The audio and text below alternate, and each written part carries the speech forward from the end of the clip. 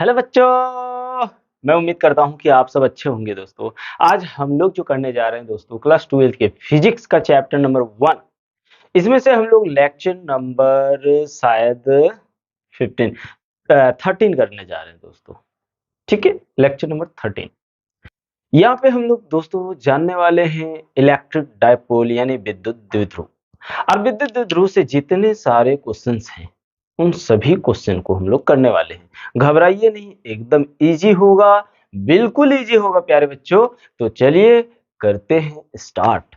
अब लेट नहीं करना है भैया, लेट करेंगे तो फिर कैसे चलेगा। तो आओ जी करते हैं शुरू जी।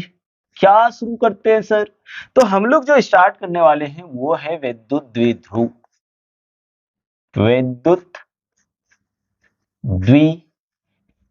द्विध्रुव इंग्लिश में हम लोग इसको बोलते हैं इलेक्ट्रिक डायपोल। इलेक्ट्रिक डायपोल का सर का बता रहे हैं हम लोग बात कर रहे हैं दोस्तों विद्युत द्विध्रुव के बारे में। आइए एकदम इजी से समझते हैं विद्युत द्विध्रुव किसको बोलते हैं भैया। तो विद्युत द्विध्रुव जहां पे माइनस और प्लस आवेश आ जाए थोड़ी सी डिस्टेंस पे, जब थोड़ी सी डिस्टेंस पे प्लस और माइनस आ जाए तो उनके कारण एक पोल बनता है, एक द्विध्रुव बनता है। क्या बनता है? एक द्विध्रुव बनता है। पहले डिफाइन कर लेते हैं, लिखेंगे जब जब दो आ दो दो दो आवेश परिमाण में समान तथा तथा दिशा विपरीत हो। क्या हो प्यारे बच्चों? विपरीत हो। हाँ, उसे विद्युत द्विध्रुव या विद्युत द्विध्रुव कहते हैं।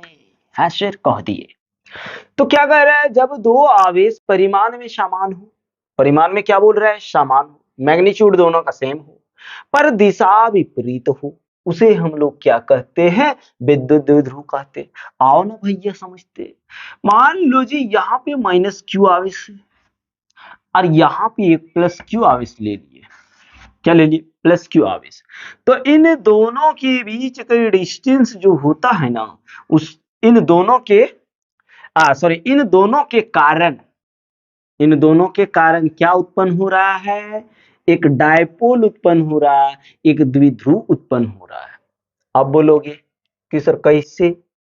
तो देखिए भैया, ए माइनस और प्लस के कारण यहाँ सबसे पहली बात तो अट्रैक्शन फील हो रहा है ना। हाँ एकदम होगा ही होगा। तो जब भी माइनस और प्लस आ जाए, दोस्तों, तो समझ जाइए कि वहां पे विद्युत द्विध्रुव उत्पन्न हो गया है। तो यहाँ पे डेफिनेशन में भी तो वही लिखे हैं कि जब दो आवेश परिमाण में समान हो तथा दिशा विपरीत हो। जब ये दोनों का देखिए, यहाँ पे कितना आवेश है? क्यू आवेश है। यहाँ भी कितना आवेश है? क्यू आवेश है। बस दोनों का डायरेक्शन अलग है, ये प्लस है, ये माइनस में है। ठीक है, तो भैया या फिर हाँ वही बात है। तो इन दोनों के बीच क्या उत्पन्न हो जाएगा? इन दोनों के बीच विद्युत द्विध्रुव उत्पन्न हो जाएगा। अब यहाँ पे इन दोनों के बीच में एक बिंदु O होता है, एक बिंदु O होता है। आप ऐसे नहीं लिखेंगे।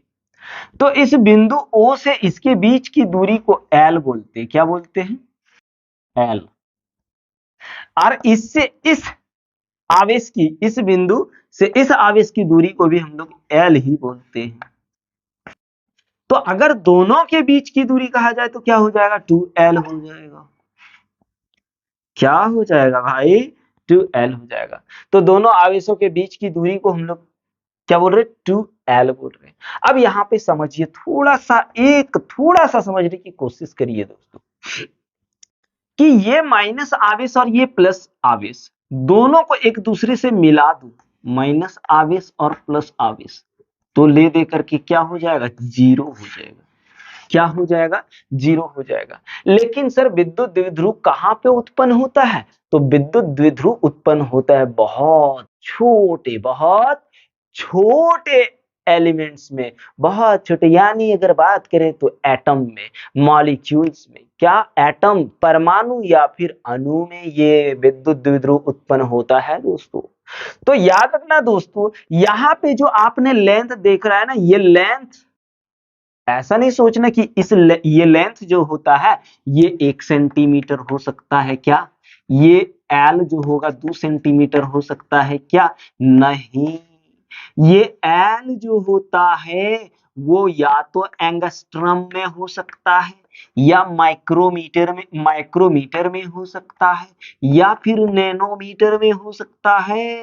भाई क्या, ले शेल, लेंथ, इस दोनों आवेशों के बीच का लेंथ जो होता है ना, वो माइक्रोमीटर, एंगस्ट्रम या फिर नैनोमीटर में हो सकता है, ऐसे सेंटीमीटर या मीटर में नहीं होता है। मतलब यहाँ एक चीज हम लोगों को साफ साफ पता चल रहा है कि ये माइनस आवेश और प्लस आवेश के बीच की दूरी अगर 2L है, तो मान लीजिए यहाँ से यहाँ तक 1 एंगस्ट्रम है, तो यहाँ से यहाँ तक 2 एंगस्ट्रम होगा।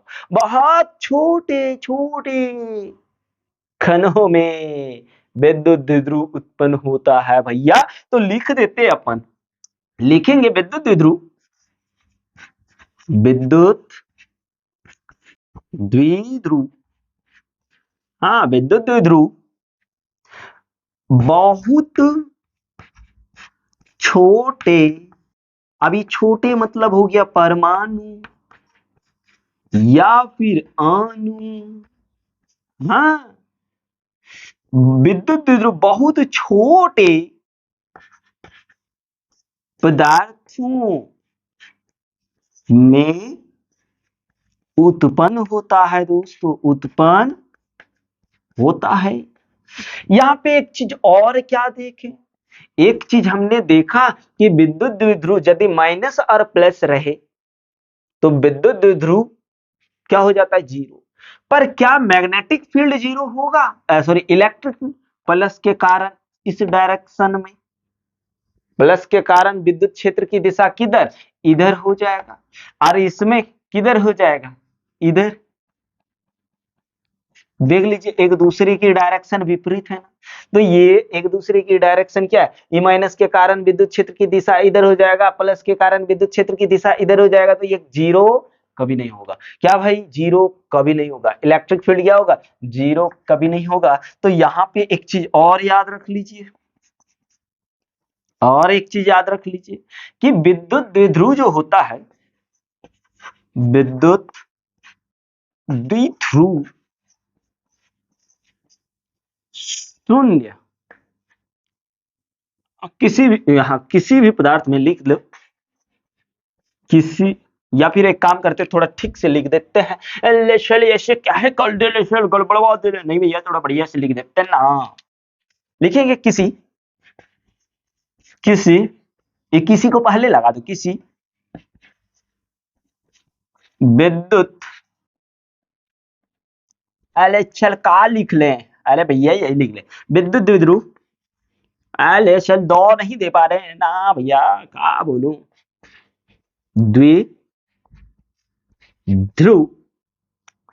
किसी विद्युत द्विध्रुव शून्य हो सकता है, शून्य हो सकता है, हो सकता क्या, होता है, होता है, होता है, जबकि, कहां लिख दो, इधर लिख देते हैं, जबकि, जबकि, जबकि विद्युत क्षेत्र, विद्युत क्षेत्र शून्य नहीं होता है।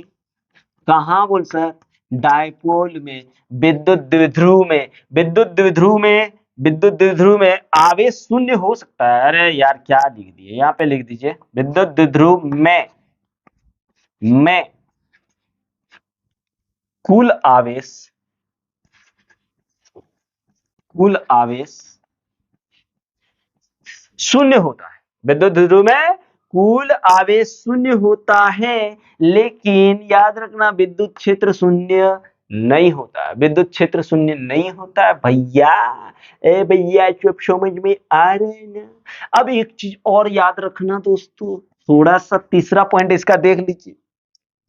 विद्युत द्विध्रुव जो होता है, विद्युत द्विध्रुव ध्रुव, अरे भाई क्या लिख रहे हैं यार, विद्युत द्विध्रुव चुंबकीय चुंबकीय द्विध्रुव के समान होता है, समान होता है। ठीक है, तो विद्युत द्विध्रुव की इतनी सारी बातें थी। अब हम लोग जो पढ़ने वाले हैं इसमें एक छोटा सा और टर्म है दोस्तों, विद्युत द्विध्रुव आघूर्ण। क्या?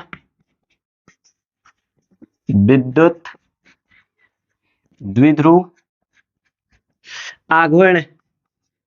आघूर्ण आघूर्ण क्या लिख देते, छी सर, ऐसे काहे करते आघूर्ण, छी का सर, ऐसे कैसे करे? तो इसको हम लोग बोलते हैं electric, electric dipole moment, electric dipole moment. ठीक है भैया, अब इसको थोड़ा सा डिस्कस करेंगे, उसके बाद इससे रिलेटेड जितने सारे क्वेश्चंस होंगे सारे क्वेश्चंस करने वाले हैं। पहले इसका स्क्रीनशॉट लेना, 1 2 3, सर लगाइए फ्री फ्री, मिटा दूं, हाँ मिटा दीजिए ना, ले मिटा दिए शोर, ऐसा क्यों मिटा देते सर? नहीं भाई, नहीं मिटाएंगे तो कैसे चलेगा भाई, फिर दूसरा क्वेश्चन भी तो कराना होगा ना। तो यहाँ पे अब जो हम लोग करने जा रहे हैं दोस्तों, वो करने जा रहे हैं विद्युत विद्युत द्विध्रुव आघूर्ण, आघूर्ण इलेक्ट्रिक डाइपोल मोमेंट है, यही पढ़ने जा रहे।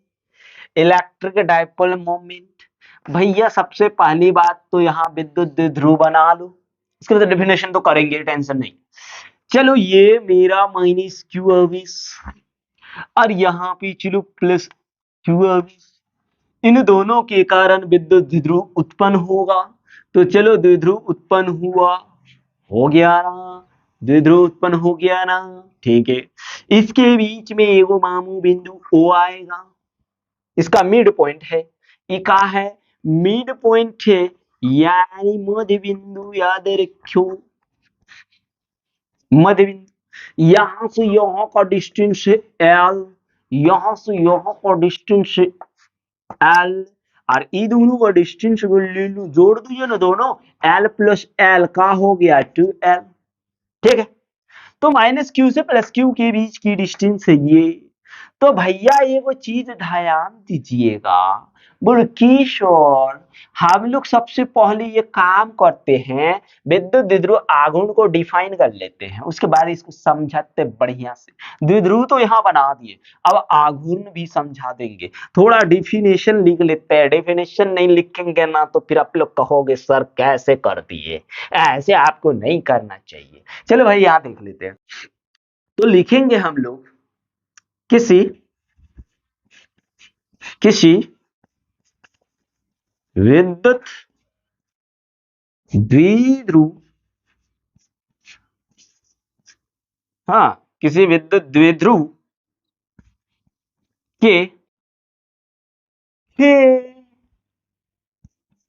किसी आवेश के परिमाण तथा दोनों आवेशों के बीच, दोनों या फिर द्विध्रुव की लंबाई तथा द्विध्रुव की लंबाई लंबाई को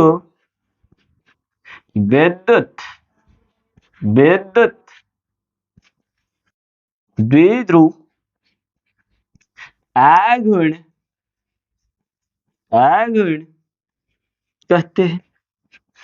ठीक है, विद्युत द्विध्रुव आघूर्ण जो होता है भाई, लिखते हैं इसे P का है, P से सूचित करते हैं। सूचित करते हैं। ठीक, तो भैया डिफिनीशन में कहा बोला कि P जो है ई दोनों आवेशों में से किसी, दोनों का तो परिमाण सेम ही है, तो Q इंटू दोनों के बीच की दूरी का हो गया 2L। अब बात ये है कि विद्युत द्विध्रुव जो होता है एक स्केलर नहीं बल्कि वेक्टर क्वांटिटी होती है, यानी एक सदिश राशि होती है। तो इसको अगर वेक्टर फॉर्म में लिखना चाहोगे तो P वेक्टर के रूप में, तो Q इंटू 2L, यहाँ वेक्टर लगा। तो यहाँ पे चलो इसका कुछ और स्टेटमेंट को जानने की कोशिश करते हैं। ये तो छोटा चीज था भाई, यही से तो खेल ही होने वाला है। जितना सारा अब खेल होने वाला है इसी से खेल होने वाला है, टेंशन फ्री रहिए, अभी खेल कराते हैं हम लोग। तो यहाँ पे ना सबसे पहले हम लोग एक काम करते हैं, ये हमने क्या बोले, ये किस प्रकार का राशि, अगर याद नहीं हो रहा है तो हम लिख दे रहे हैं, सारा चीज याद कर लीजिएगा। बोल सर याद करना है क्या? भाई बोर्ड एग्जाम वाले बच्चों के लिए एकदम बहुत ज्यादा यहाँ से क्वेश्चन पूछा जाता है भैया, बोर्ड एग्जाम वाले भाइयों के लिए और दीदी लोग के लिए। तो भाई यहाँ पे चलो देख लेते हैं, सबसे पहले लिखेंगे यह कैसा राशि है जी, यह एक सदिश राशि है, सदिश राशि है। ठीक है, क्या ऐसा राशि है जी, सदिश राशि है सर। और दूसरका की बात करूं, दूसरका की बात करूं तो इसका डायरेक्शन जो होता है विद्युत द्विध्रुव आघूर्ण का डायरेक्शन जो होता है माइनस से प्लस की ओर होता है। तो माइनस से क्या होता है, प्लस की ओर होता है। इस P का डायरेक्शन ऐसा होता है, ध्यान दीजिएगा। इस P का डायरेक्शन माइनस से प्लस की ओर होता है, तो यहां लिख लेते हैं विद्युत द्विध्रुव, एकदम साफ बताएंगे भाई, विद्युत द्विध्रुव आघूर्ण, आघूर्ण की दिशा, की दिशा ऋणात्मक, ऋणात्मक आवेश से धनात्मक,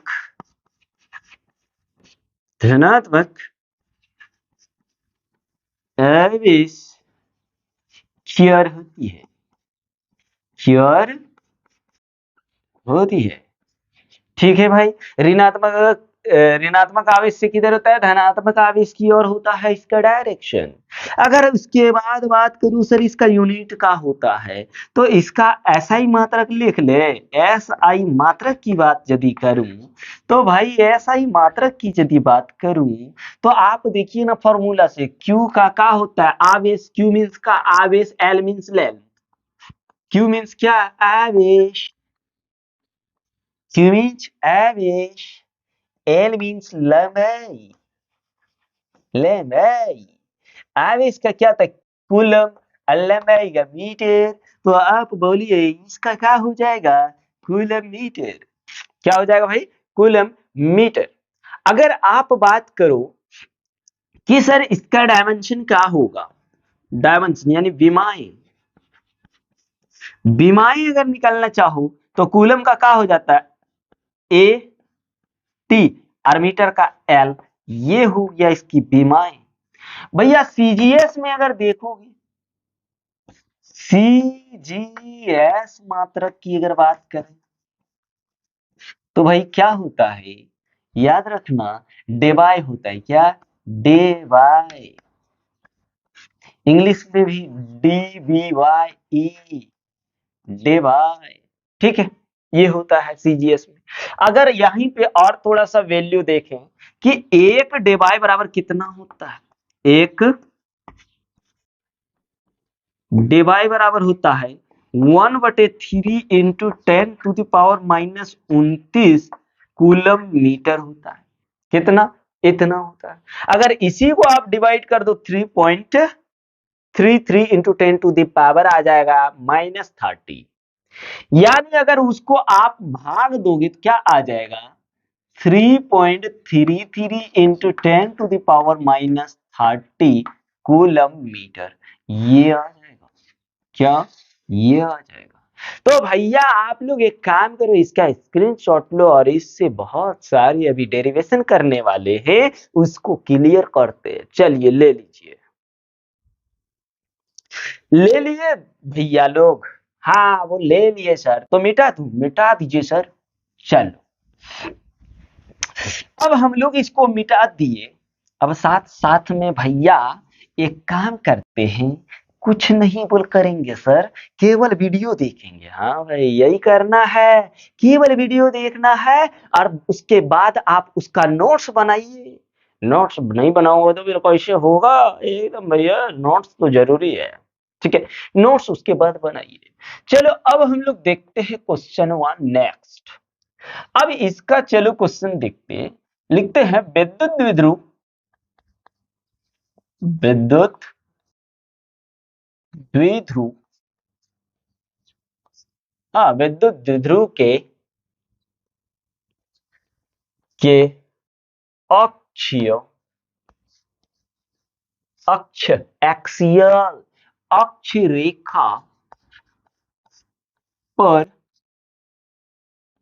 स्थित किसी बिंदु पर विद्युत क्षेत्र, क्या निकाल रहा है, विद्युत क्षेत्र की तीव्रता या विद्युत क्षेत्र निकाल। सबसे पहले आप एक काम करो, क्या बोल रहा है, विद्युत ध्रुव, विद्युत द्विध्रुव के अक्ष। अब यहां समझो, माइनस माइनस क्यू आवेश, और यहां पे लगा देते हैं प्लस क्यू आवेश। अब ये इसके बीच का डिस्टेंस 2l, क्या 2l। यहां पे चलो सेंटर है इसका O, सेंटर क्या है O, तो ये हो गया आपका L और इधर हो गया L। हुआ कि नहीं बोलिए। अब बोल रहा है इसी के अक्ष में किसी बिंदु पर, चलो इसी अक्ष में यहां मान लो एक बिंदु P है, एक बिंदु P है, इसी पर विद्युत क्षेत्र निकालना है। तनी और दूर ले लेते हैं, ठीक रहेगा। यहां चलो निकालना है, अक्ष पर ही निकालना है, बिंदु P पर इसका इलेक्ट्रिक फील्ड। तो कैसे निकालूं सर, हाँ एक काम करो, यहां से यहां तक एक डिस्टेंस ले लो, यानी बिंदु O से यहां के बीच का डिस्टेंस हम कहां पे निकाल रहे हैं, बिंदु P पर। तो O से यहां के बीच की दूरी को आप मान लो कि ये R दूरी पर है, सेंटर से ये R दूरी पर है, यानी सेंटर से बिंदु P पर विद्युत क्षेत्र निकालना है, R दूरी पर है। तो आप थोड़ा ध्यान दो, इस Q प्लस Q के कारण विद्युत क्षेत्र किधर लगेगा, इधर। थोड़ा ठीक ठाक कर दूं, हाय हाय। चलो भैया ऐसा ठीक से खींचिए ना सर, ऐसे काहे कर रहे सर, बढ़िया से खींच दिए बाबू। हाँ तो अब मान लो जी, हम लोग एक काम करते हैं, इस इस आवेश का कुछ नाम दे देते हैं, मान लीजिए ए, और इसका मान लीजिए बी दे देते हैं। तो इस बी के कारण यहाँ कौन सा विद्युत क्षेत्र लगेगा, इलेक्ट्रिक फील्ड ऑफ बी।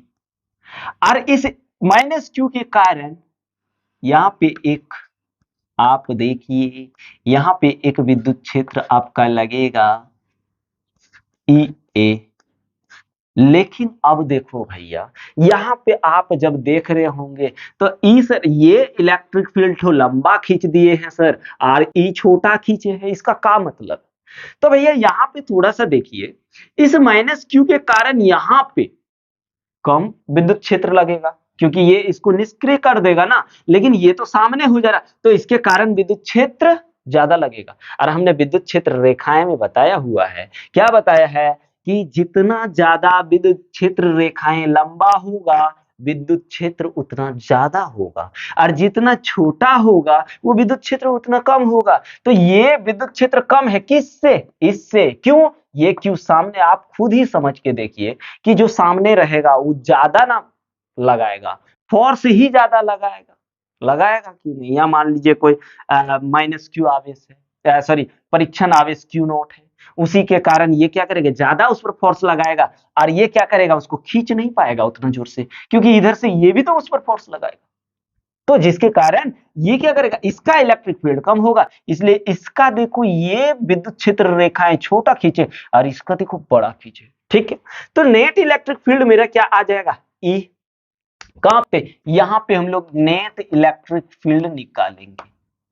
क्या, नेट इलेक्ट्रिक फील्ड। तो नेट इलेक्ट्रिक फील्ड क्या मिलेगा हमको, नेट इलेक्ट्रिक फील्ड ज्यादा में से कम को घटा देंगे।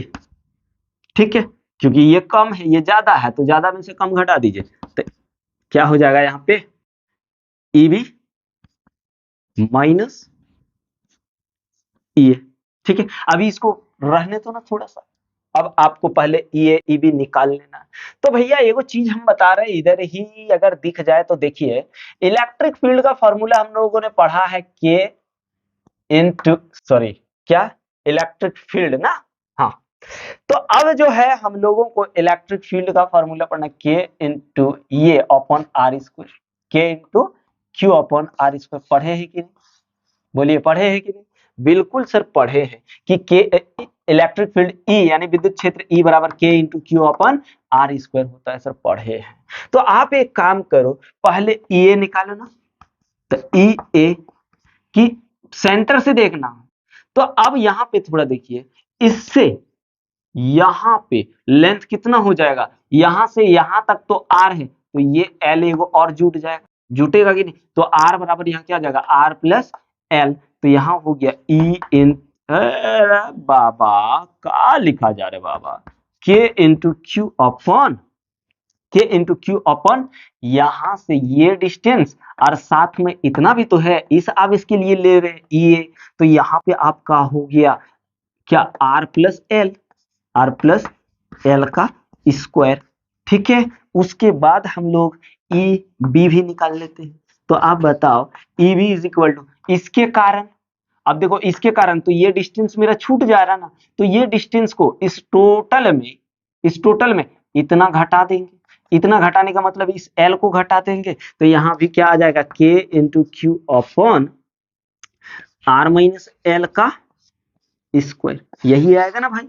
अब हम लोग यहाँ वैल्यू रखते हैं, तो नेट इलेक्ट्रिक फील्ड आ जाएगा, E B is equal to K into Q upon are minus L का स्क्वायर, फिर माइनस ई क्या है, K Q upon R plus L का स्क्वायर, ये चीज आया भाई। ठीक है ना।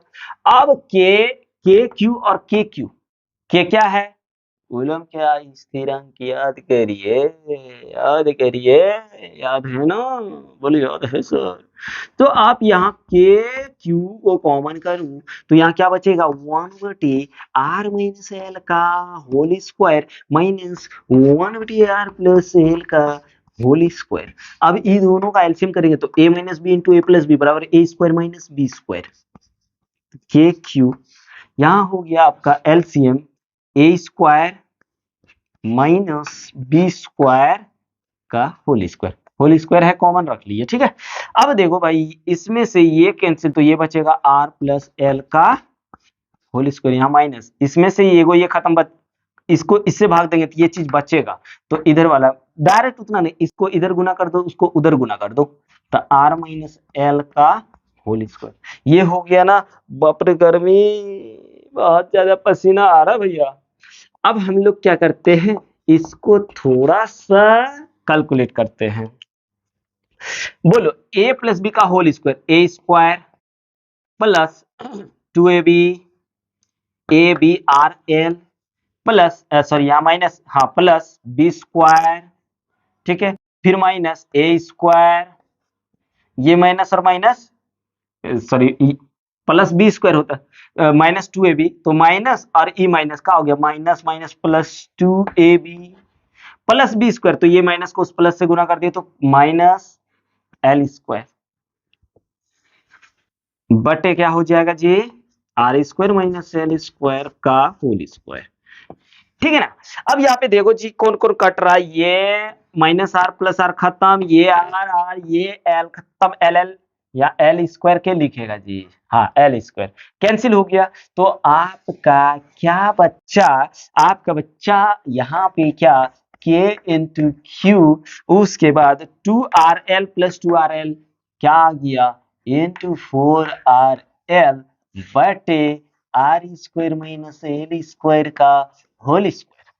ठीक है, अब एक काम करो, हम इस 4 को तोड़ेंगे। क्यों तोड़ेंगे अभी समझ में आएगा क्यों तोड़ेंगे। तो 2k इंटू आर को भी इधर ले आएंगे, 2kr इंटू 2 इंटू यहाँ क्यू है आर, इस एल के साथ एगो दो, जो देखो दो लिए हैं अब दो बचा, इसके साथ हम 2l लगा देंगे, फिर बटे में यहाँ आ जाएगा r square minus L square का होल स्क्वायर।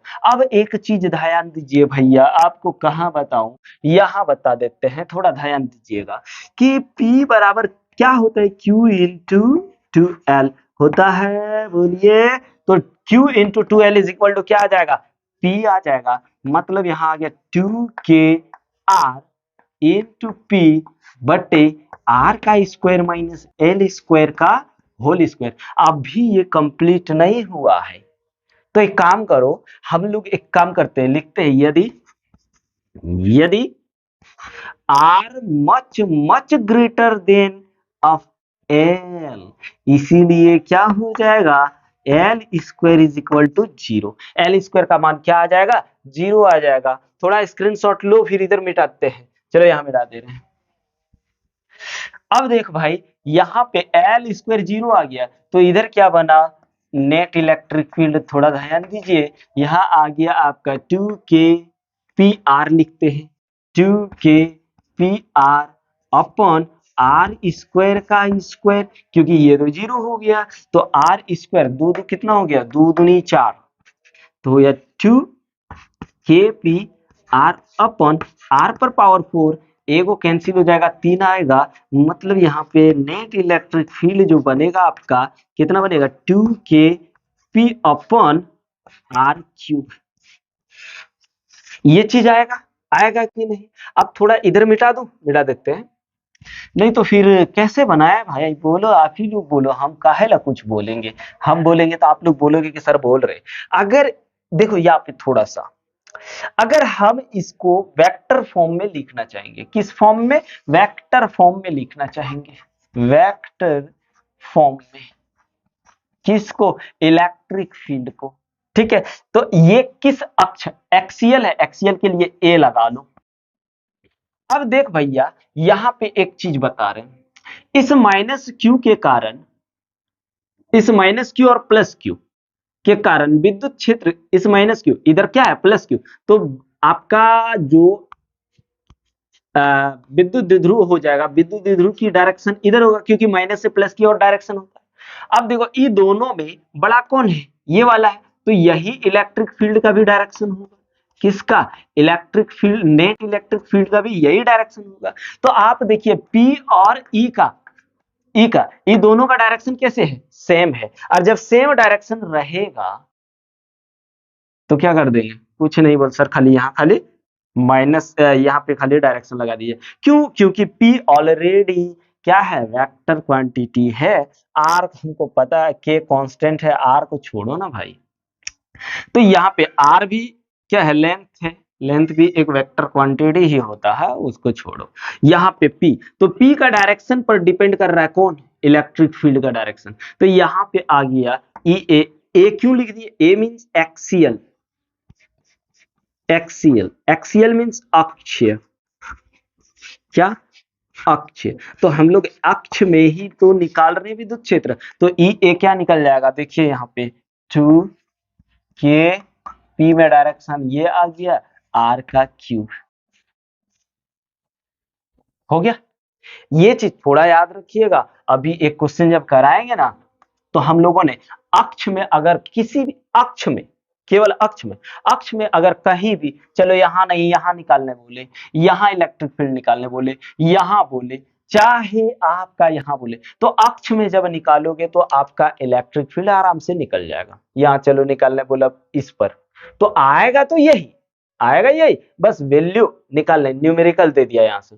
तो क्या बोल दिया, यहाँ पे नहीं, सेंटर ओ से बस थोड़ा इससे दूर, यहाँ पे वैल्यू लगाएंगे, डिस्टेंस यूनिट आर का वैल्यू लगाएंगे, जो आएगा अलग हो जाएगा, है ना। तो यहाँ पे तो अक्ष में कहीं भी इलेक्ट्रिक फील्ड निकालने बोलेगा, हम निकाल लेंगे। लेकिन मान लीजिए हमको यहाँ इसके परपेंडिकुलर में यहाँ पे निकालने बोल दिया, तो कैसे निकालेंगे, आओ उसको भी देखते हैं। पहले आप लोग इसका स्क्रीनशॉट तो ले लो, ले लिए, चलो मिटाते हैं। अब जो है हम लोग दूसरा क्वेश्चन को देख लेते हैं, दूसरे डेरिवेशन को देख लेते हैं कि क्या है नहीं है। आ जाओ भाई, दूसरा जो हम लोग देखने वाले हैं वो देखने वाले हैं हम लोग विद्युत विद्युत द्विध्रुव के निरक्षीय निरक्षीय स्थिति, कहां पे निरक्ष, निरक्ष मतलब आप इसको बोलते हैं एक्वेटोरियल, और एक्वेटोरियल जो होता है ना वो परपेंडिकुलर ही होता है। क्या होता है, परपेंडिकुलर यानी लंब ही होता है, लंबवत ही होता है। तो यहाँ पे निरक्ष स्थिति पर, निरक्ष स्थिति पर स्थित किसी बिंदु पर विद्युत क्षेत्र, विद्युत क्षेत्र, ठीक है। आजा निकाल के देखते हैं विद्युत क्षेत्र को। अब भैया क्या कह रहा है कि यहाँ पे मान लीजिए एक डायपोल बना रहा है माइनस क्यू, और यहाँ पे चलो आपका है प्लस क्यू, ये दोनों के कारण यहाँ पे विद्युत द्विध्रुव उत्पन्न होगा, होगा कि नहीं, बिल्कुल होगा। यहाँ पे मान लीजिए सेंटर ओ है, के ओ है, इधर एल हो गया, इधर एल हो गया, दोनों का डिस्टेंस अगर बोलूं तो 2l हो गया, यहां से यहां तक का डिस्टेंस 2l। अब को क्या कह रहा है कि इसके परपेंडिकुलर यहां पे एक परपेंडिकुलर डालिए, लंब डालिए, लंब 90 डिग्री, ठीक है। यहां बिंदु P पर, ठीक है, इस जगह पे बिंदु P पर विद्युत क्षेत्र निकालने बोल रहा है। तो आप यहां थोड़ा ध्यान दीजिए, यहां पे कोई परीक्षण आवेश होगा ही। अब परीक्षण आवेश तो हमने बताया हुआ इकाई धनावेश होता है, उस धनावेश इस प्लस क्यू के कारण इस धनावेश पर कैसा फोर्स लगेगा, या इसके इलेक्ट्रिक फील्ड का डायरेक्शन कैसा हो जाएगा, ऐसा हो जाएगा, होगा इस क्यू के कारण।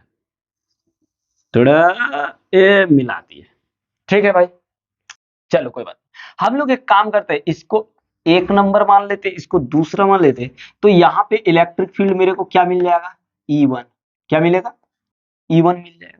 अब यहाँ पे देखो इसके कारण ये माइनस और यहाँ पे प्लस होगा, तो ये क्या करेगा भाई, इसका डायरेक्शन कैसा हो जाएगा, ऐसे, कैसा हो जाएगा, ऐसे होगा कि नहीं बोलो, क्योंकि माइनस की और विद्युत क्षेत्र की दिशा होती है ना।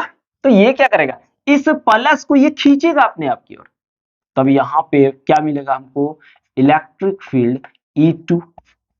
हाँ, तो हमको बिंदु P पर रिजल्टेंट निकालना है, ये चलो इसको रिजल्टेंट बोल दिए, लंब, क्या लंब डाला हुआ है ना, तो इसलिए इसको यहाँ पे लंब बोल दिए, यही है नेट इलेक्ट्रिक फील्ड। अब इस नेट इलेक्ट्रिक फील्ड यहाँ पे मान लीजिए थीटा है, तो ई थीटा के बराबर हो जाएगा, की हो जाएगा भैया, इसके बराबर हो जाएगा।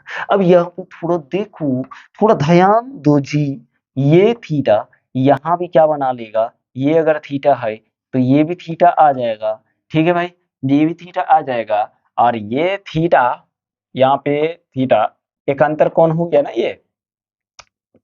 उसके बाद अगर अपन देखूं तो यहाँ भी एंगल थीटा बन जाएगा, ये थीटा, अगर दोनों को ऐड कर दूं तो क्या मिलेगा हमको, 2 थीटा मिल जाएगा, क्या मिल जाएगा भाई, 2 थीटा मिल जाएगा, क्योंकि हमको दोनों का रिजल्टेंट, दोनों का वैल्यू से ही हमको रिजल्टेंट मिलेगा, मिलेगा कि नहीं। तो आ जाओ कर लेते हैं। अब यहाँ पे पहले E1 निकाल लो, क्या निकाल लेते हैं, E1 निकाल लेते हैं, प्लस क्यू आवेश के कारण बिंदु P पर विद्युत क्षेत्र क्या हो जाएगा, E1, और E1 इज इक्वल टू क्या, अब देखो थोड़ा सा अभी कंप्लीट नहीं हुआ, ये कितना डिस्टेंस है, इस डिस्टेंस को अपन r मान लेते हैं।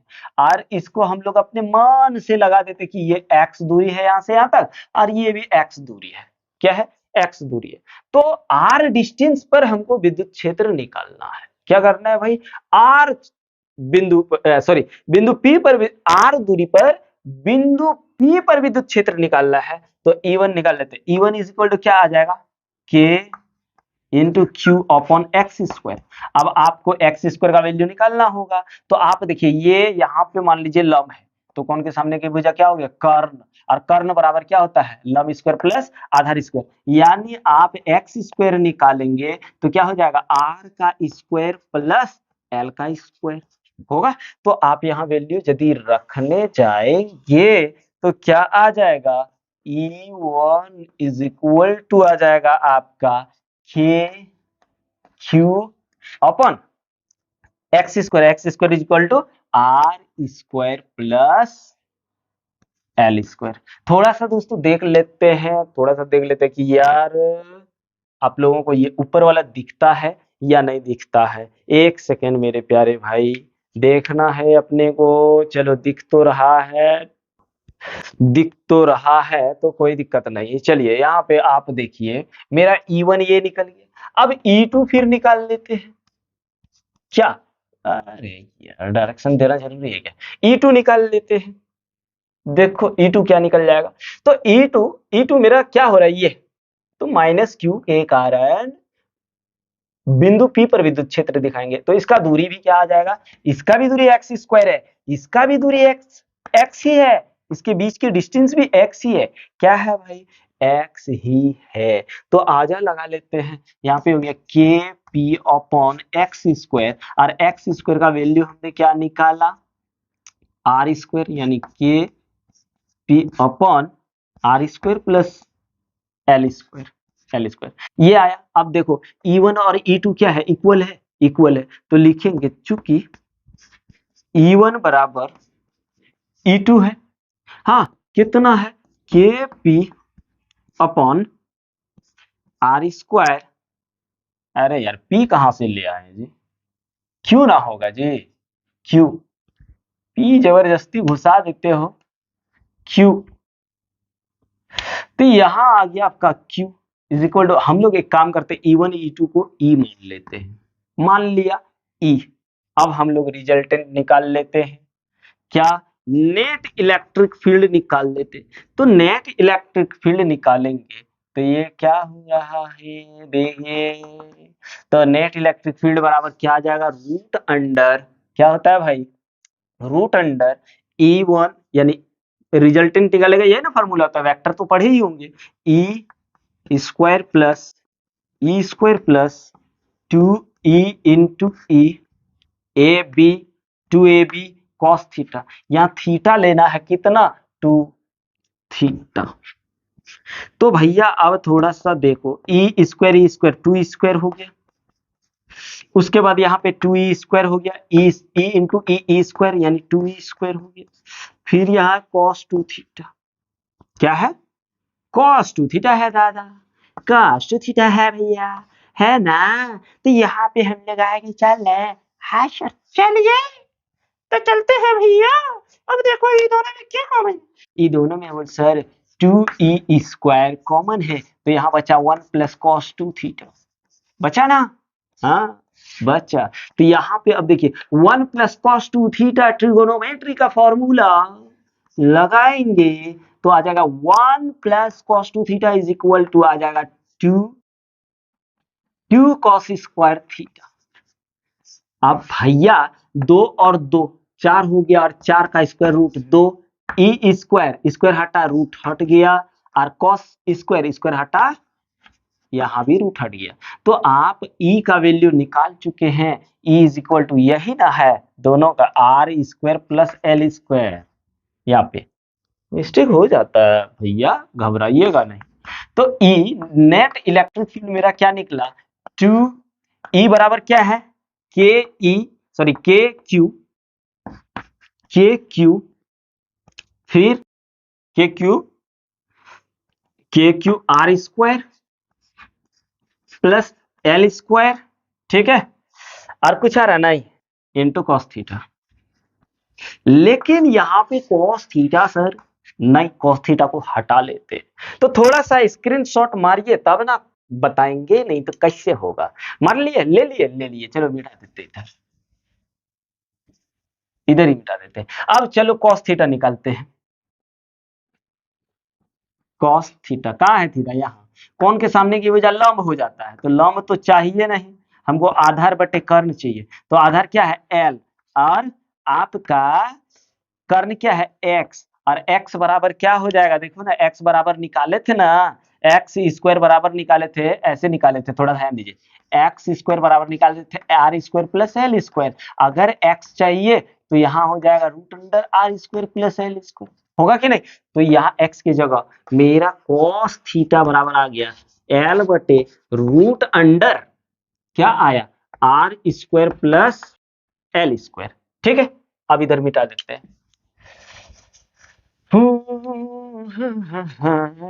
हाय हाय सर, ठीक ठाक लग रहा है सर, एकदम लगेगा भाई। अब चलो वहां वैल्यू रखते हैं। तो नेट इलेक्ट्रिक फील्ड जो निकलेगा मेरा, क्या निकल जाएगा, 2k क्यू कॉस थीटा बराबर एल बट्टे, अभी पहले बट्टे में ये तो लिखने दो, R square plus L square, हाँ, इंटू कॉस थीटा बराबर एल बट्टे, एल बटे क्या है देख लो, root under are square plus L square. Root under को अगर तोड़ेंगे तो रूट अंडर का वैल्यू क्या होता है बताओ तो आप लोग, 2, इस 2 को भी एल के साथ गुना कर दो, क्यों, क्योंकि आपको पता है इलेक्ट्रिक डायपोल मोमेंट यानी विद्युत द्विध्रुव आघूर्ण जो होता है P बराबर Q इंटू 2L। यहाँ पे ये चीज हमको मिल रहा है, तो इतना काहे ना लिखेंगे, डायरेक्ट यही ना लिखेंगे जी, और द्विध्रुव के कारण बोल रहा है, तो यहाँ आ गया K इंटू क्यू इंटू 12, ठीक है, बाटे बाटे, अब देखो यहाँ पे r square plus L square, ठीक है, इनटू ये रूट का वैल्यू क्या होता है, हाफ होता है, यहाँ आ गया R square plus L square पर पावर 1/2। अब भैया अब थोड़ा सा इधर मिटावे दो हमको, ये बराबर पी तो आ ही जाएगा ना। अब देखो यहाँ पे पावर एक, दोनों का बेस एक ही है, जब आधार सेम हो तो गुना में पावर का जोड़ हो जाता है, तो यहाँ आ गया के इंटू पी, इसका वैल्यू पी हो गया, ठीक है भाई, क्या हो गया, पी हो गया। अब यहाँ पे आ जाओ जी, तो ये हो गया R square plus L square पर पावर 1/2 और 1 3/2 आ जाएगा, ठीक है, क्या आ जाएगा, 3/2 आ जाएगा। नेट इलेक्ट्रिक फील्ड जो मेरे को मिल रहा है ये मिल रहा है।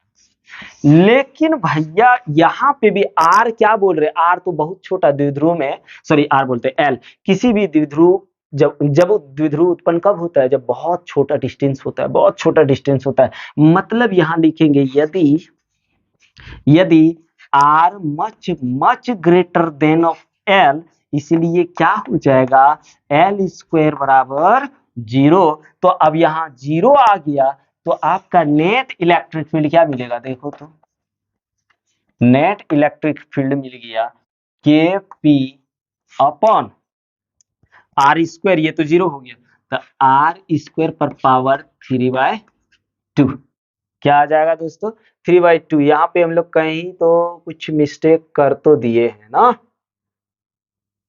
कहाँ मिस्टेक कर दिए भैया, मिस्टेक हो तो गया है, हमको लग रहा है, कहीं तो मिस्टेक हो गया, नहीं हुआ है, ठीक है। अब ये 2 और 2 कैंसिल हो गया, तो नेट इलेक्ट्रिक फील्ड क्या हुआ, के पी अपॉन आर का क्यूब। अब इसका यदि आप वेक्टर फॉर्म लिखना चाहोगे, क्या वेक्टर फॉर्म, यहां देखो भाई, वेक्टर फॉर्म यहां गड़बड़ होगा नहीं, तो यहां बच्चा का अधिकतर गड़बड़ होता है। अब देखो नेट इलेक्ट्रिक फील्ड का डायरेक्शन किधर, जब ये निरक्ष स्थिति में हो तो किधर, इधर, ठीक है। और डायपोल मोमेंट यानी विद्युत द्विध्रुव आघूर्ण माइनस से प्लस की ओर इधर, पी का डायरेक्शन किधर, इधर। अब देखिए P का डायरेक्शन इधर और इलेक्ट्रिक फील्ड का डायरेक्शन इधर, तो ये एक दूसरे के क्या है, विपरीत है। तो हम लिख सकते हैं, यहां पे लिखेंगे चूंकि इलेक्ट्रिक फील्ड तथा P हाँ की दिशा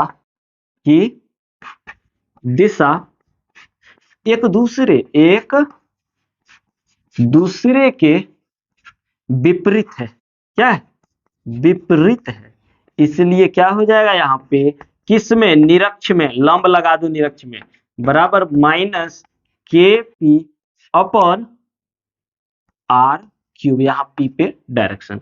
अब आप लोग सोच रहे होंगे सर आप के का वैल्यू क्यों नहीं लगा रहे, भैया आओ थोड़ा बताते के का वैल्यू क्यों नहीं लगाते, इसको मिटा रहे। देखो अगर एप बिलोंग्स एप्सिलॉन, एप्सिलॉन अगर निर्वात में हो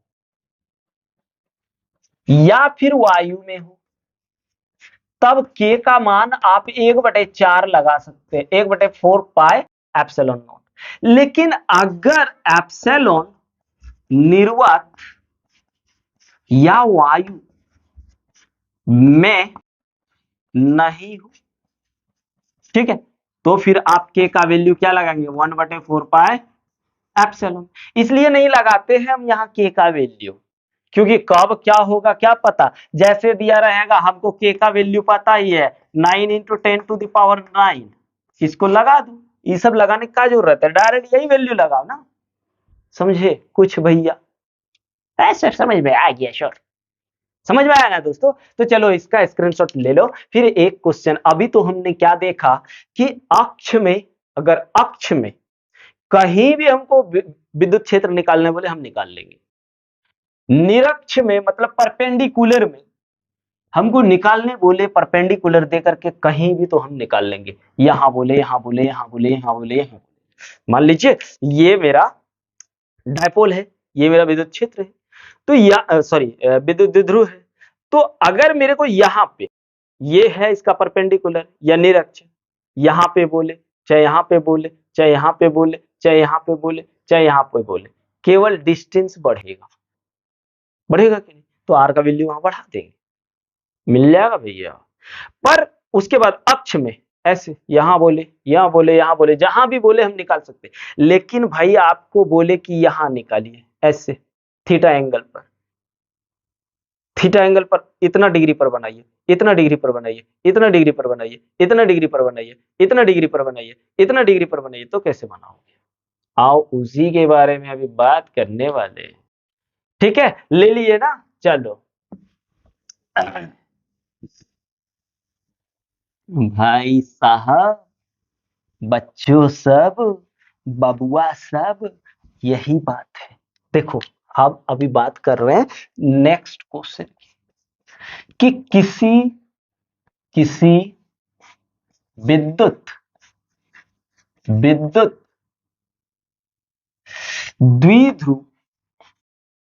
द्विध्रुव के किसी भी बिंदु पर विद्युत क्षेत्र निकालना है।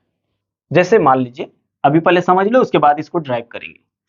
यहां पे माइनस चार्ज है और यहां पे प्लस है, इन दोनों के कारण विद्युत द्विध्रुव उत्पन्न हुआ। हमने यहां पे निकाल के देखा है, यहां पे निकाल के देखा, पर अगर थीटा एंगल पर यहां बोल देता, मान लीजिए 30 डिग्री पर बोल दिया, या फिर मान लीजिए हमको 45 डिग्री पर बोल दिया, या फिर मान लीजिए हमको 95 डिग्री पर बोल दिया, ठीक। तो भैया डायरेक्शन देखिए, पी का किधर है, इधर है, किधर है, इधर है। आप यहां पे क्वेश्चन आपको ऐसे दे दिया, ऐसे करके क्वेश्चन दे दिया कि ये माइनस क्यू है, ये प्लस क्यू आवेश है, यहां पे थीटा का वैल्यू रख दिया, ठीक है, यहां आर डिस्टेंस भी रख दिया।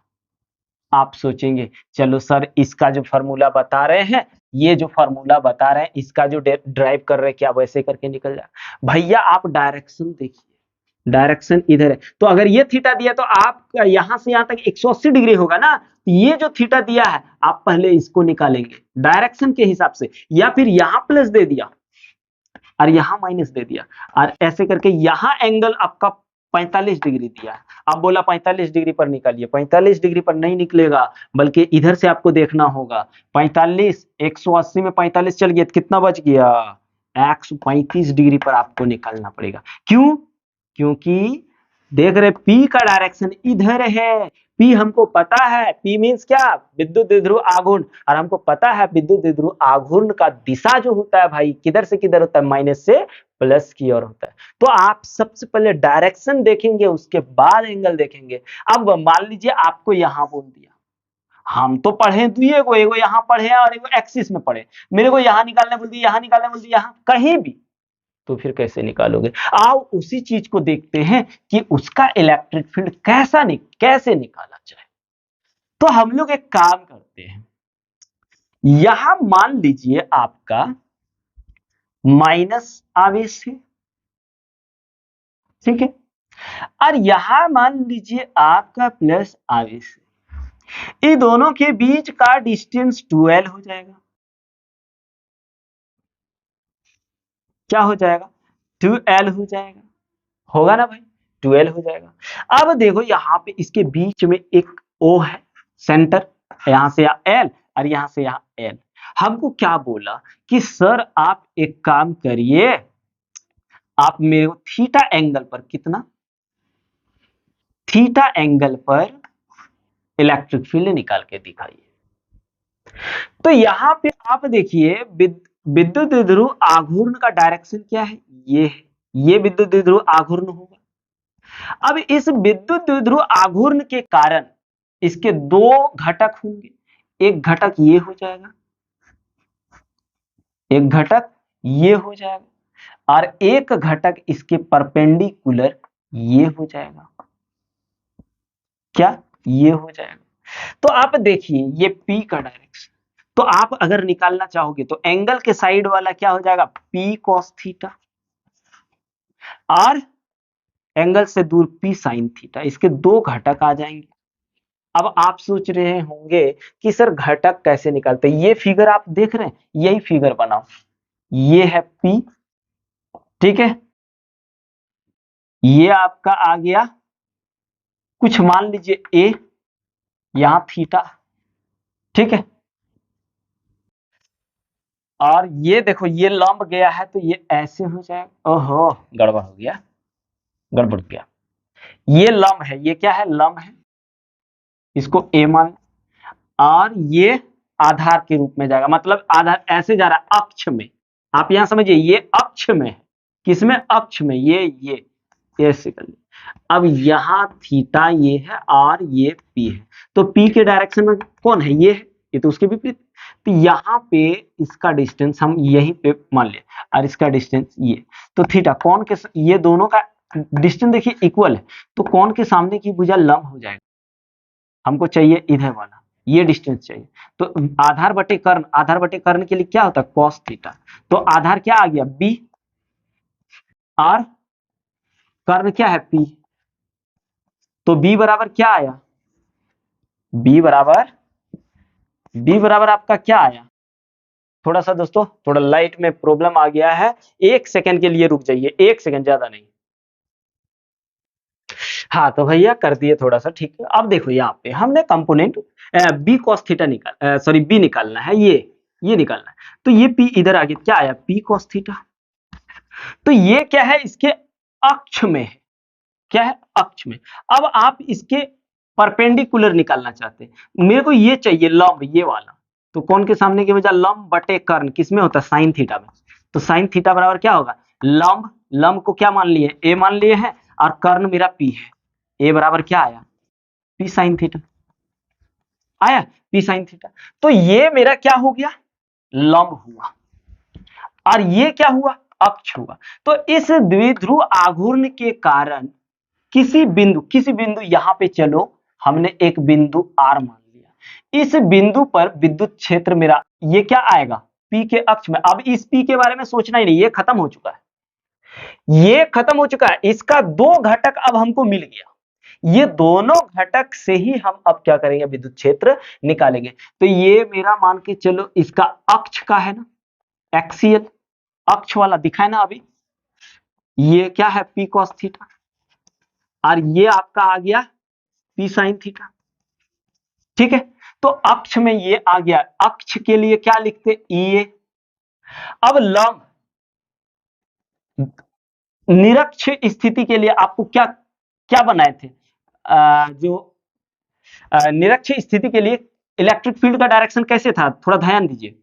ऐसे करके ये था मेरा E1, ये ऐसे गया था एकदम सीधा ऐसे, ई लंब ऐसे ही ना था, तो इसका एक जो आएगा मेरा, ये मेरा आ जाएगा क्या, लंब वाला ई लंब। ठीक है भाई, अब हमको इसका रिजल्टेंट निकालना होगा, इसका रिजल्टेंट यानी ई नेट निकालना, यानी नेट इलेक्ट्रिक फील्ड ये निकालना है। मान लीजिए ये एंगल अल्फा है, क्या है, अल्फा है। तो चलो थोड़ा सा अब आगे बढ़ा जाए, लिखेंगे द्विध्रुव आघूर्ण के, द्विध्रुव द्विध्रुव आघूर्ण के दो नए द्विध्रुव आघूर्ण आघूर्ण के कारण विद्युत क्षेत्र ज्ञात करना है। क्या, विद्युत क्षेत्र ज्ञात करना है। इसमें से क्या क्या हमको मिला, एक मिला P cos theta, P cos theta, ठीक है, P cos थीटा जो बिंदु R के लिए, या P cos थीटा, हाँ P cos थीटा के लिए R, बिंदु R, क्या बिंदु R अक्षीय, बिंदु R अक्षीय बिंदु है। क्या है, P cos थीटा के लिए बिंदु R जो है अक्षीय रेखा है, अक्षीय रेखा, अक्ष बिंदु है। दूसरा अगर देखें तो P sin थीटा, आप देखिए P sin थीटा परपेंडिकुलर है, और परपेंडिकुलर मतलब निरक्ष स्थिति, तो P sin थीटा के लिए ये R जो है, R निरक्ष स्थिति, निरक्षीय बिंदु है, या निरक्ष बिंदु पर इलेक्ट्रिक फील्ड निकालना। तो पहले, सबसे पहले हम लोग करते हैं P cos थीटा के लिए, P cos थीटा के लिए, P cos थीटा के लिए जब आप निकालोगे तो ध्यान दो भाई, P cos थीटा किस में है, अक्ष बिंदु के लिए, तो ई ए बराबर क्या हो जाएगा, आप थोड़ा ध्यान दीजिएगा। ई का फार्मूला हम लोगों ने कुछ देर पहले पढ़ा था, किसके लिए भाई, निरक्ष अक्ष के लिए, क्या पढ़े थे, 2kp अपन r का क्यूब, यही पढ़े थे कि नहीं। तो आप एक काम करिए, यहां से यहां का कोई डिस्टेंस मान लीजिए, क्या मान लेते, r ही मान लेते, स्मॉल r। तो यहाँ पे मेरा P के जगह क्या आ जाएगा, P को ही तोड़े गए ना द्विध्रुव आघूर्ण, ये जो पुराना द्विध्रुव आघूर्ण था उसके दो कंपोनेंट हम लोगों ने तोड़ा, एक P cos थीटा और एक P sin थीटा। तो यहाँ पे आप थोड़ा सा ध्यान दीजिए भैया, तो यहाँ P cos थीटा ना आ जाएगा, आएगा जी, एकदम बिल्कुल आ जाएगा।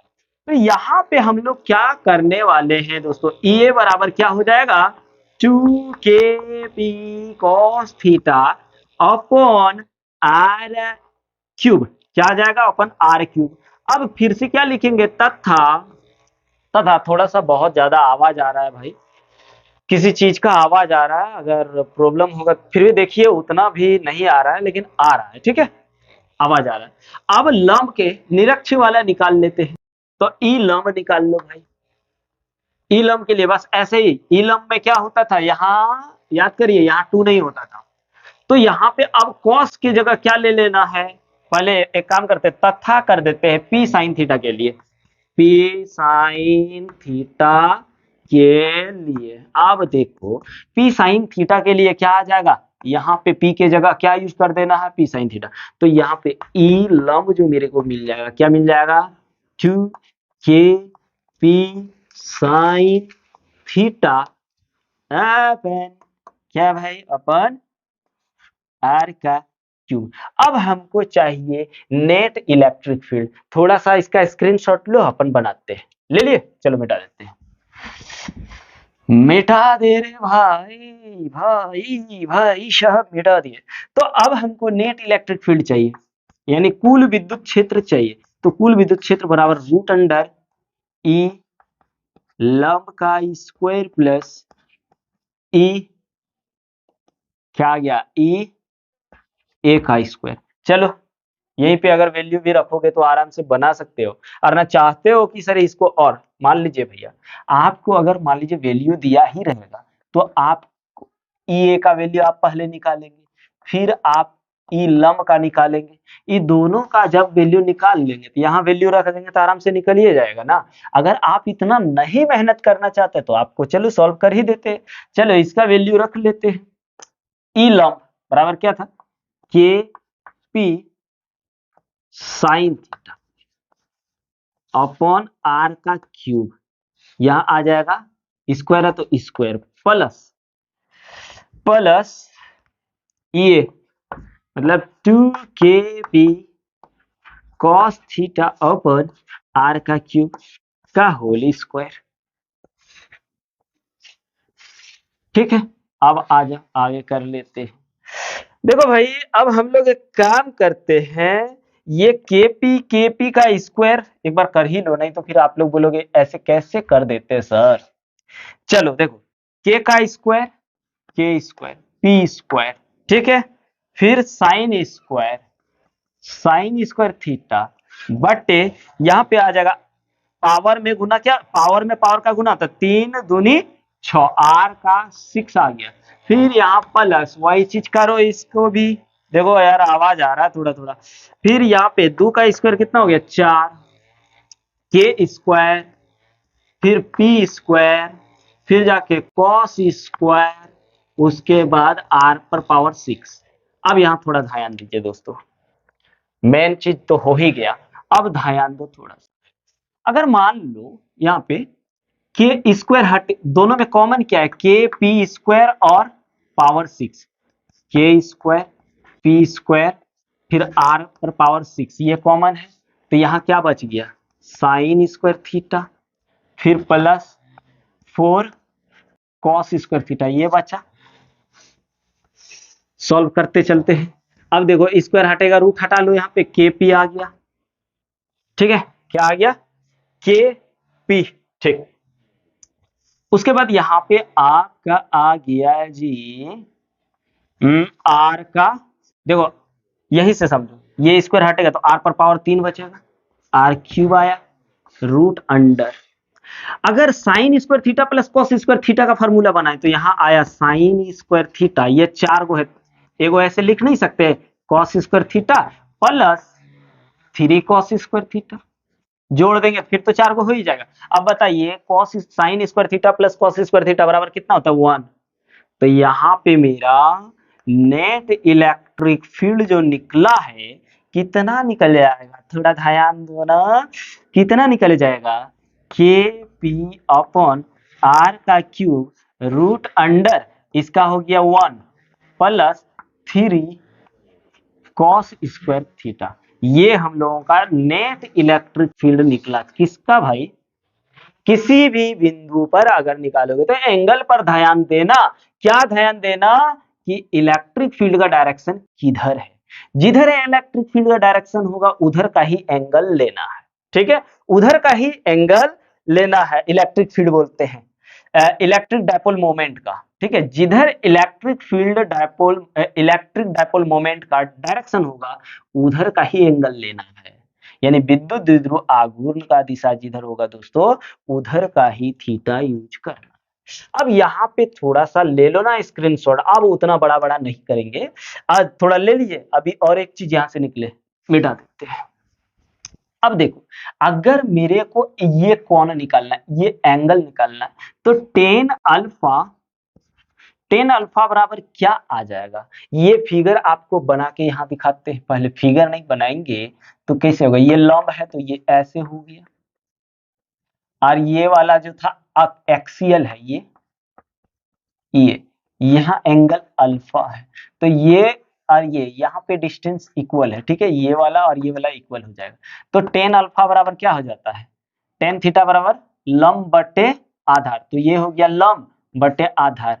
तो टेन अल्फा जो आपका आएगा, लंब क्या आ जाएगा? ई लंब बटे आधार, तो आपका ई हो जाएगा। तो यहाँ पे हो गया आपका ई लंब बटे ई ए। अगर वैल्यू रख दो, थोड़ा सा वैल्यू रख के ही बता देते हैं, तो ई लंब का आया के पी अपॉन आर का क्यूब, यही था नहीं, के पी साइन थीटा था ना, के पी साइन थीटा वही था, हाँ के पी साइन थीटा। और इसका अगर देखें तो ये था के पी टू के पी कॉस थीटा, क्या था? Cos theta. देखो ना यहाँ भी लिए हुए हैं, स्क्वायर हटा दो, 2 कॉस थीटा अपॉन आर का क्यूब। ये R cube cancel, KP cancel, तो इधर मिटा के चलते हैं भाई। अब देख लो थोड़ा सा, ये सब कैंसिल हो गया, तो क्या आया? टेन अल्फा जो आया आपका, tan alpha is equal to आया 1/2 साइन बटे कॉस बराबर टेन थीटा, ये चीज आ गया। ठीक है भाई। अब अगर अक्ष स्थिति में देखेंगे, चलिए पहला नंबर हम लोग अक्ष बिंदु पर देखते हैं, एक बार वैल्यू रख के देख लेते हैं कि इससे कहीं भी निकल जाएगा कि नहीं। चलो अक्ष में देखो, तो कोई भी पॉइंट में इस फॉर्मूला से हम लोग निकाल सकते हैं या नहीं निकाल सकते, वो चीज बता रहे हैं। अक्ष रेखा पर थीटा कितना होता? 0 डिग्री, तो आप उस फॉर्मूला में रखिए। इलेक्ट्रिक फील्ड के लिए फॉर्मूला क्या बना? K P R cube under root 1+3 cos square theta, theta की जगह 0 लगाना। कॉस 0 डिग्री का वैल्यू कितना होता है? 1 होता है। कितना होता है? 1 होता है ना भाई। तो यहाँ हो गया के पी अपन आर का क्यूब रूट अंडर 1+3 इंटू 1, इसका वैल्यू तो 1 हो गया, 1 का स्क्वायर 1 ही, तो यहाँ 3 1 4, 4 का स्क्वायर रूट कितना होगा? 2 के पी अपॉन आर क्यूब। देख लीजिए, एक्सीएल का यही फॉर्मूला बना था, इतना इजी निकाल सकते हैं। अगर आप बोले कि निरक्ष स्थिति पर चेक करिए, तो सर निरक्षीय स्थिति, ठीक है, यानी कोई भी बिंदु पे आप एंगल लगाते जाइए, उस एंगल पर निकालते जाइए। थीटा निरक्ष में कितना होता है? 90 डिग्री। कितना? 90 डिग्री होता है ऐसे परपेंडिकुलर। तो यहाँ पे आप रखो ना वैल्यू, यही फॉर्मूला, ई बराबर कितना आ जाएगा? K P upon R cube root under 1+3 cos square theta, theta की जगह कितना लगाना है? 90 डिग्री, और कॉस 90 डिग्री का मान कितना होता है? 0। तो ई बराबर आ गया के पी अपन आर का क्यूब रूट अंडर 1+0, मतलब ई परपेंडिकुलर मेरा क्या निकल जाएगा? ए लंबवत क्या निकल जाएगा? पी अपन आर का क्यूब। देख लीजिए फॉर्मूला, यहाँ से इतना इजी निकलता है, इस फॉर्मूला में लगाओगे तो आराम से मेरे दोस्तों। तो उम्मीद है कि आप लोगों को बहुत अच्छे से समझ में आया होगा मेरे प्यारे बच्चों। तो चलिए स्क्रीनशॉट ले लीजिए।